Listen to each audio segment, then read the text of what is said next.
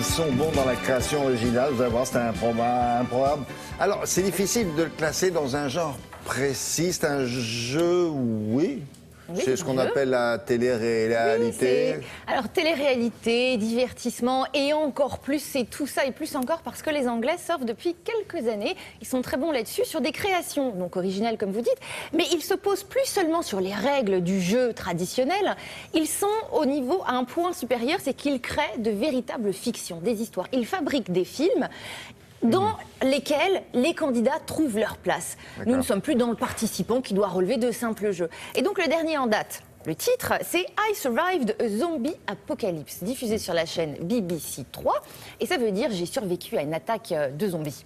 Voilà. C'est ça, c'est plutôt un film avec les candidats qui deviennent des comédiens, avec un scénario, mais c'est pas le confessionnal, oui, il y a un machin qui m'embête, je déteste un tel, ça. On est vraiment au-delà, vous avez vraiment, c'est très scénarisé, très écrit. Oui, ça fait un petit peu peur, j'ai survécu à une attaque de zombies, quoi. Donc je vous laisse imaginer le pitch, c'est-à-dire qu'un virus a touché le Royaume-Uni, et voilà, des zombies prennent le pays d'assaut, et pour survivre, il faut se cacher. Ça sont des candidats qu'on a vus là. Ça, c'est tous les figurants qui tournent autour des candidats. Les candidats sont au nombre de 8, ils sont cachés dans un supermarché.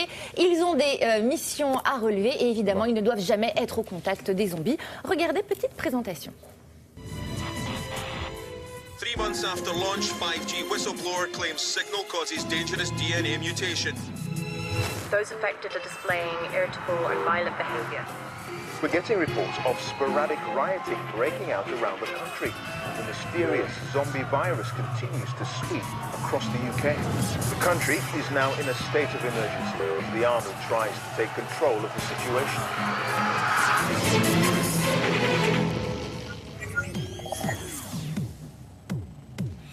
Well, the nationwide zombie threat rages on, but the army are still determined to save as many of us as possible.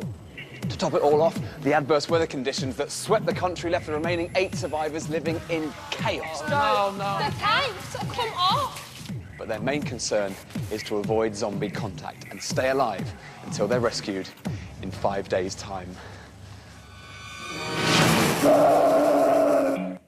C'est en plusieurs épisodes, ça? Bien sûr, c'est sur plusieurs épisodes, puisqu'ils sont enfermés pendant une semaine. Donc les 8 candidats, exactement, ils vivent ensemble et ils doivent relever des défis. Ces fameux défis, évidemment, c'est l'armée. On est dans l'histoire. Donc c'est l'armée qui va leur donner les défis à relever, comme aller s'alimenter, faire des courses, enfin trouver le moyen, en tout cas, voilà, de trouver de l'eau, etc. Le présentateur, comme vous voyez, joue le jeu à fond les ballons. Et vous avez, si vous voulez, un vrai décor de cinéma. Et c'est ça qui est dingue, parce que sinon, ça reste une télé-réalité avec des défis. Mais ils vivent dans un scénario, dans une ville transformée, et ils sont là, ces 8 candidats, ils doivent survivre. Alors, après, est-ce qu'ils vont devoir affronter les zombies? Évidemment, parce qu'à la fin, il faut qu'il n'y ait qu'un seul gagnant. Donc les défis, à chaque fois, il faut y aller et surtout ne pas se faire attraper par un zombie. Quel type de défi? Je vous propose de le découvrir immédiatement. What about the group morale? They're coping. They're finding ways to occupy their time. Aston, Amina, 2 survivors must go to the supermarket in Zone 6A and retrieve cleaning supplies.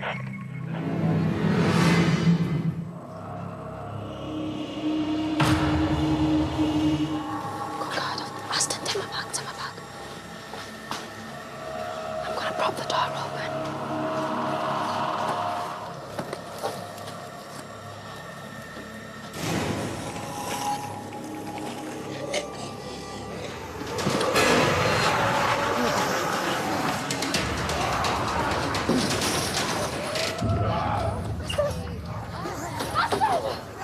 Effectivement, les candidats, quand ils se font approcher, voire touchés par un zombie, perdu, quoi. Ça y est, ils deviennent zombies eux-mêmes. Simplement touchés, perdu.